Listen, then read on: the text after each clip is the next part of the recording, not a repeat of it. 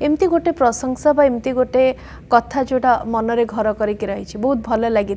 को जजेस को पाखरु हो दर्शकों को पाखरु हो को रिलेटिव्स को पाखरु हो तरंग म्यूजिक रो रियलिटी शो को जाइथिली सेठी नाविया मैम थिले जज मु सेते बेले छोटो थिली जानि नथिली बट मैम मोर वॉइस सुनी कि गोटे लाइन सुनी कहितले ये बहुत आगु को जीवो तो से जिनसा मत बहुत मतलब भल लगी जो मुझे आज पर्यंत एत कम कर मतलब एत कम करुँची मतलब पॉपुलर इंस्पायरिंग गोटे थिला लाइक कह तू प्ले मतलब तुम प्लेबैक करने